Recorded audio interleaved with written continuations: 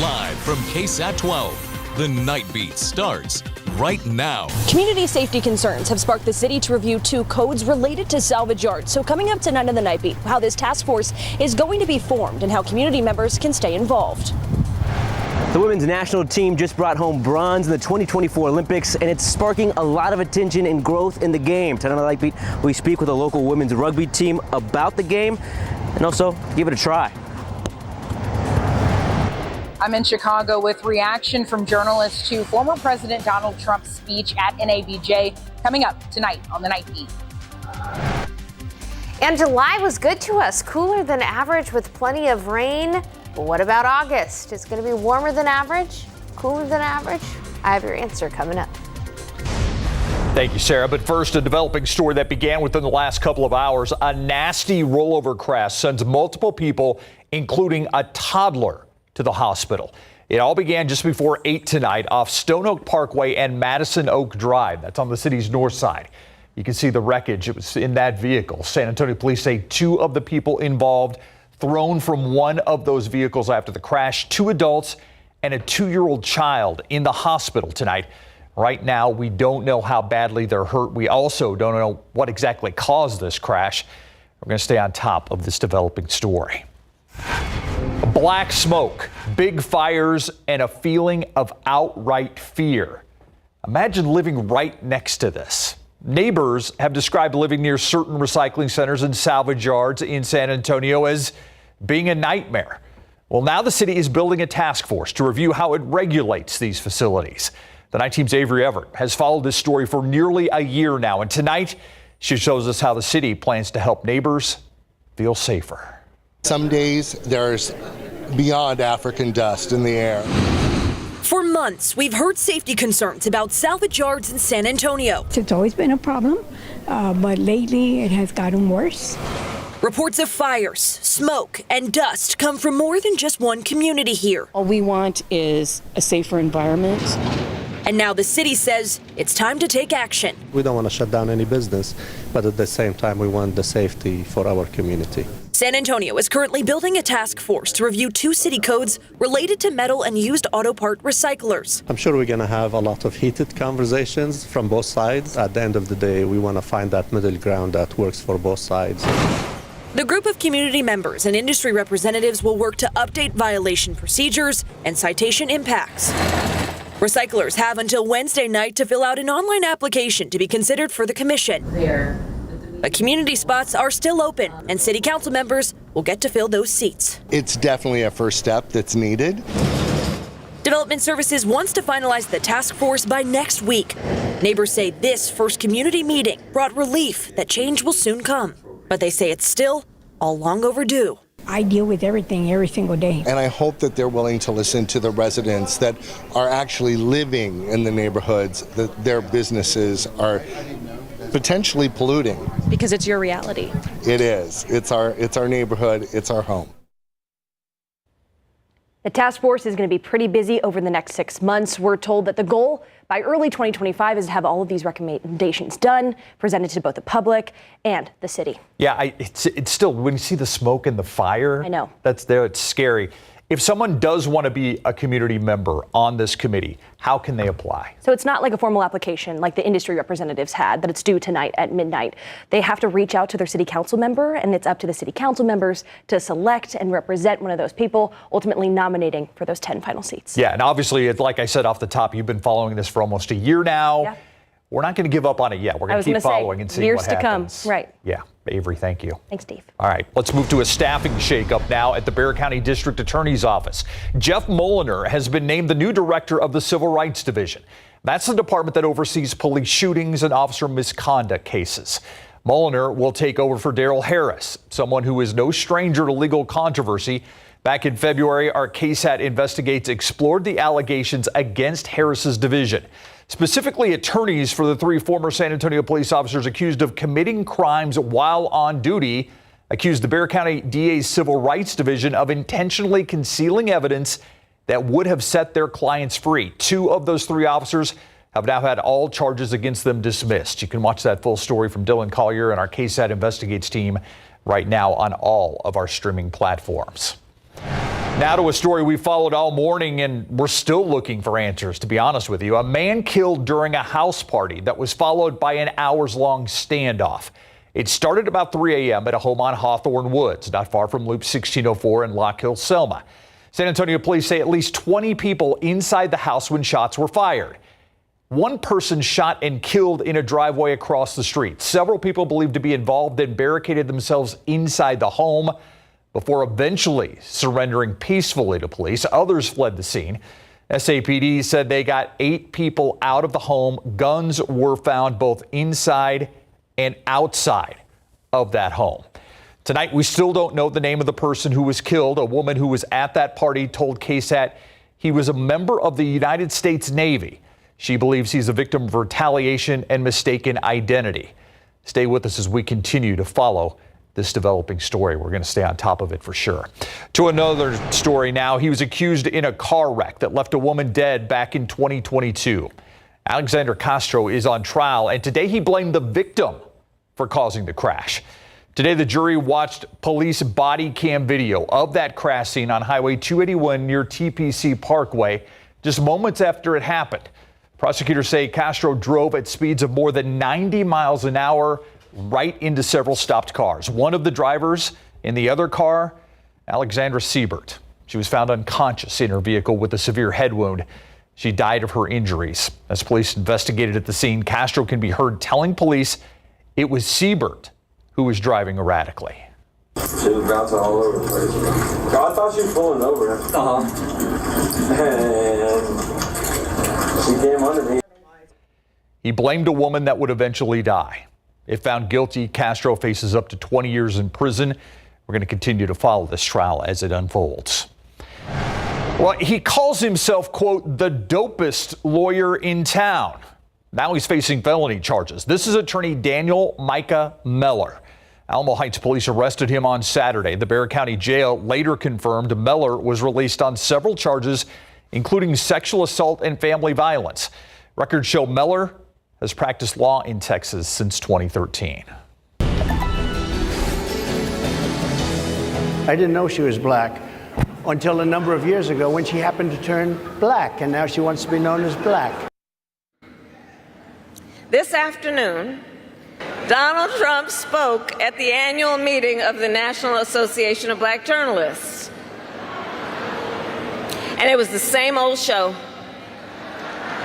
The divisiveness and the disrespect. And let me just say, the American people deserve better.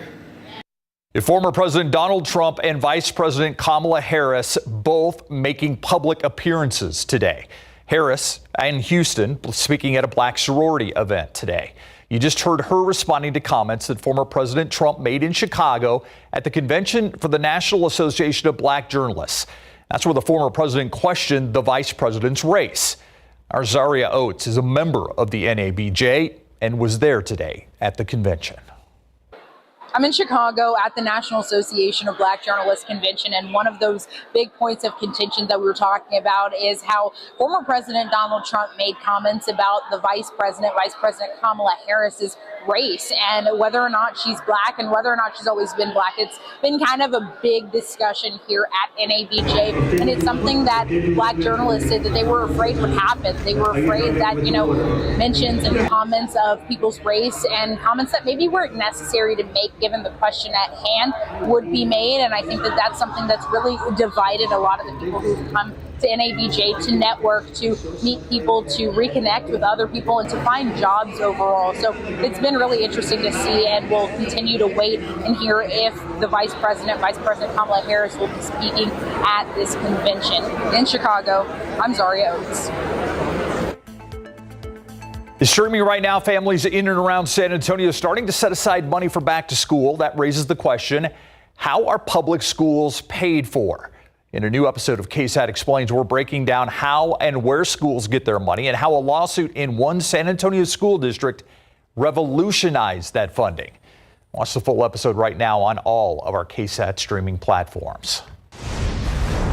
And KSAT is here to help with back to school. If you scan that QR code on the bottom of your screen, coming up soon, There you go. It's going to take you to our website where you can find a list of back-to-school events and giveaways happening between now and the first day of school. Did you watch rugby? Well, the U.S. Women's Rugby team turned some heads yesterday during the Olympics, doing something that's never been done before. Next on the Nightbeat, we're going to introduce you to a local women's rugby team who hope the big win in France means big things for women's sports in the future. But before we head to break, longtime migrant advocate and civil rights activist Eduardo Eddie Canales died this morning in Corpus Christi. Canales served as the director of the South Texas Human Rights Center in Falfurrias. The center confirming to us that Canales passed away after being diagnosed with pancreatic cancer. He believed everyone deserves dignity and respect, that humans deserve to be treated humanely. He was often found on the border, checking and filling blue buckets that were filled with gallon jugs of water for migrants to drink as they traveled along the border in the heat. He was also instrumental in making sure the bodies of the people who died were identified, buried, and their families notified. It was in Brooks County where I met Eddie Canales and saw his efforts firsthand. His passion for his work, easy to see. Eddie Canales was 76 years old.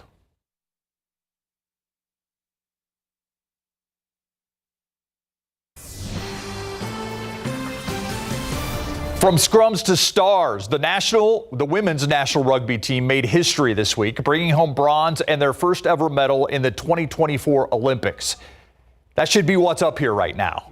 But just imagine what's up there. The big win on the biggest stage has put the spotlight on the sport of women's rugby and the women who play it. The night team's John Paul Barajas met a local women's team to learn about the sport. And yes, JP gave it a try.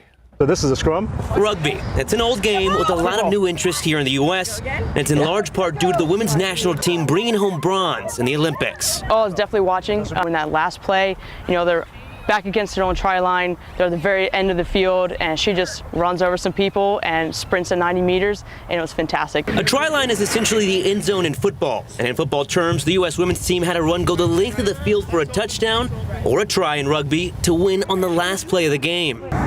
So we laced up with the San Antonio Riveters to give the sport a try. The ball's at my hip.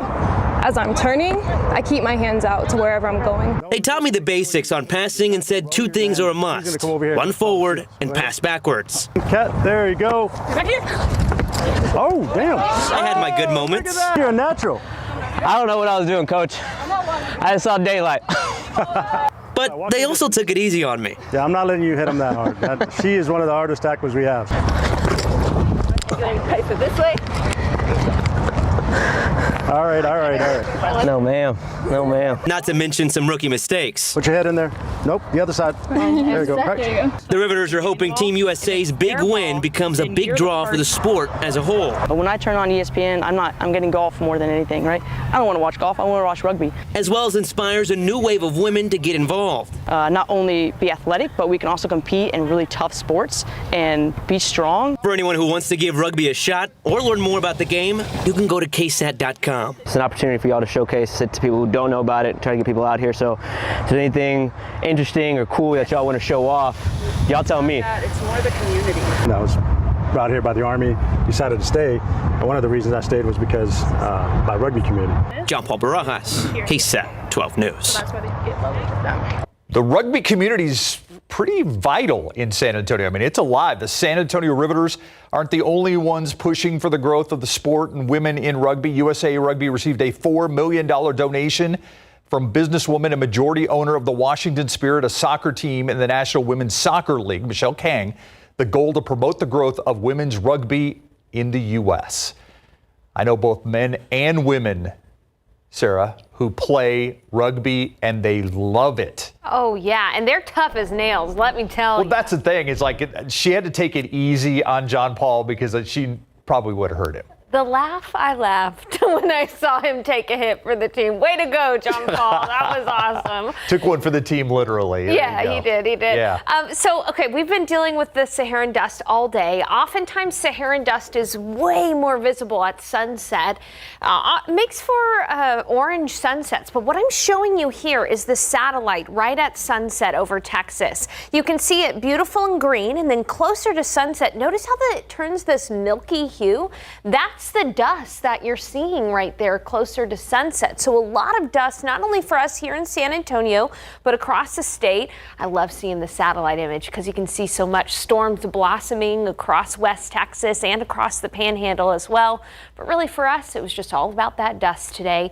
It did create some unhealthy air for those who are sensitive to the dust, mainly folks who have respiratory issues. Now, the good news is, as we head into tomorrow, even though we're still going to have some dust out there, it is going to thin out quite a bit by tomorrow night. And then Friday, Saturday, really light layer of dust that shouldn't cause that many issues out there. But this is an annual thing. It happens every year in waves. And if you'd like to know more about the Saharan dust, I've written an article on KSAT.com. Got a fun video on KSAT's Instagram about the benefits of the dust. It's not just an annoying nuisance thing. It has some benefits too. So check that out. 96 for the high today in San Antonio, 103 in Del Rio, 104 in Carrizo Springs. It was a hot day to close out an otherwise mild and somewhat rainy July for us. We saw over 4 inches of rain for the month of July, which is almost 2 inches above the average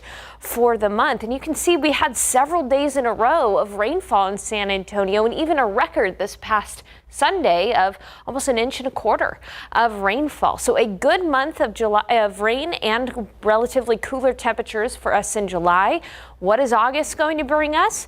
Well, August will likely be warmer than average. The Climate Prediction Center shows that much of the nation is likely going to be warmer than average. What does that mean? It doesn't mean that every single day we're going to be dealing with 105, 110 degrees. Mainly it's just going to be a little bit warmer than average at least. So what is average for August?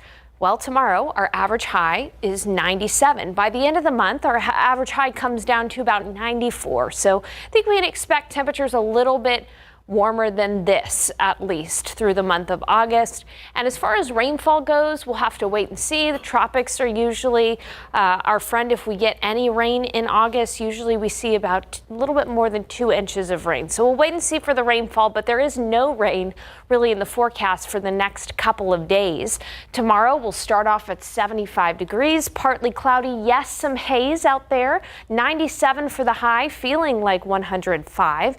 It'll feel like 102 Rio Medina, 100 in Bulverde, 104 New Braunfels, 104 in Seguin, 107 in Floresville, feeling like 102 in Uvalde, and 97 in Kerrville. That heat high, even though it's going to stay hot, that heat high is going to move a little bit off to the north and to the west of us, so that by Sunday night, 1 or 2 showers or storms will be around south central Texas. That means here in San Antonio, we have about a 20% chance for an isolated shower or storm on Sunday.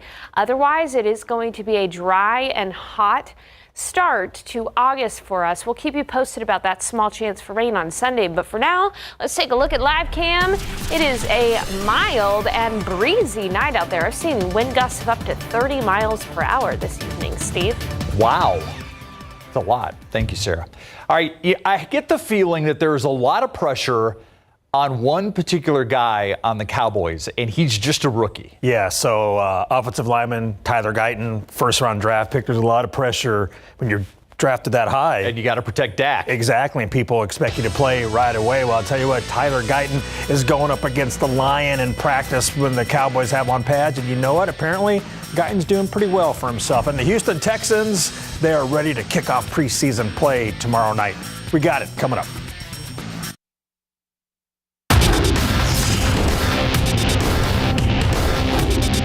What would you like to see from Davis Mills, and will he be the first quarterback out for you guys? From all our guys, we just want to see them go out and compete. Whoever steps out on the field, whoever is playing, we want to see our guys go out and compete. D'Amico Ryans avoided the Davis Mills question by saying his guys need to compete in big board sports. All right, at an Oxnard, California, the Dallas Cowboys practice in pads for the second straight day. Rookie offensive lineman and first-round draft pick Tyler Guyton went up against the Lion, Micah Parsons, and he held his own a few times. Win or lose, reps like that are what Guyton needs right now. I mean, that's huge for him, but one thing I will say, just when I met him, he's a confident guy. Like, he knows the tools that he has, he knows how rare they are, and it's just a matter of time, before he solidifies things and he's playing at that, that truly elite level. Dallas Cowboys have 8 running backs on their training camp roster, including second-year back Deuce Vaughn, and they'll likely keep 4 on the final 53-man roster. Mary Rominger has more on number 42. Yes, Deuce Vaughn. Even though he didn't see much action as a rookie, the 5'6" running back is still a favorite amongst the Dallas Cowboys fan base. Right now at training camp, Vaughn is hoping to carve out a role to make the 53-man roster. And along the way, he continues to inspire athletes just like him. Getting DMs, meeting kids and people that might have been of my stature and hearing their stories and how they still play the game because of me, it's huge. One of the reasons why I do it. And just keep on being an inspiration for those kids is something I want to do. Deuce is just 22 years old, and in his 3 years at Kansas State, he etched himself in Wildcats history as one of the program's best running backs ever. He's surrounded by veteran talent in the Cowboys running back room, and he's soaking in all of the knowledge from guys like Ezekiel Elliott. A lot of experience in that backfield, and for a guy like myself, I'm trying to learn every single day from those guys, and also be like a beacon of a young guy in the room as well. And of course, it's friendly competition every single day. We understand that we're out here to try and make this team, but every single day we're trying to help each other get better, because at the end of the day, we're trying to come here and compete and play football and do that to the best of our abilities. And we do a really good job of pinballing off each other with that. Vaughn has an uphill climb ahead. We'll see how the chips fall as training camp progresses for Deuce. From Oxnard, California, Mary Rominger, KSAT 12 Sports. Larry, back to you. Thank you, Mary. Former Houston Texans wide receiver Andre Johnson is all set to become the first member in franchise history to be enshrined in the Pro Football Hall of Fame in Canton, Ohio. The hall is ready to fill the empty shelf with his name on it with a bronze bust of Johnson. All right, so the Texans, they're in Canton to take on the Bears in the Hall of Fame game to kick off the preseason. Head coach DeMeco Ryan said having an extra preseason game is good and really helps the younger players who normally don't get many reps. Now, he didn't answer if QB Davis Mills would start the game, but Mills answered when he was asked if he's playing. I mean, we haven't been told any of our playing time. I'll be ready if my number's called. Been putting in a lot of really good work with our players throughout training camp so far and OTAs, and when I get my chance to go out there and perform, I'm ready and showcase all the guys around me. It's going to be fun. The Bears and Texans will play football tomorrow night at 7 here on KSAT 12. In the Summer Olympics, the U.S. men's national basketball team beat South Sudan 103-86, improving to 2-0 in France. Bam Adebayo scored 18 points for the U.S., and Derek White added 10 points with 3 steals. In the pool, Katie Ledecky won her 8th Olympic gold and 12th medal overall, winning the 1,500-meter freestyle in an Olympic record 15 minutes, 30.02 seconds. And the United States women's national soccer team beat Australia 2-1. Trinity Rodman and Corbin Albert each scored a goal to help the U.S. secure first place in Group B. UTSA football is back with fall camp after the UTSA Roadrunners had their first practice of fall camp this morning, and head coach Jeff Traylor is entering his 5th season with the Roadrunners. And you know what? They're going to look a little different this season with the addition of transfer portal guys like former Oregon defensive lineman and Judson alum Johnny Bowens III. A lot of players have decided that UTSA is where they want to call home, and senior safety Ken Robinson shared what he thinks attracted those players to come to San Antonio. A lot of players looked at UTSA and saw what type of defense that we are and how fun it can be to play with them. So it just attracts a lot more talent, and I'm happy for that. Now we just have to get that talent to get in line with our culture that we've aligned for the past 5 years. And once we get to do that, I mean, the sky can be the limit for us. Spreester, football's back. I know. Tomorrow night, man. We're coming after a football game. Can you believe it? Crazy. Yeah, I can't wait. Thanks, Larry. We'll be right back. That does it for the Night Beat. Thanks for staying with us. GMSA starts at 4 in the morning. Good night.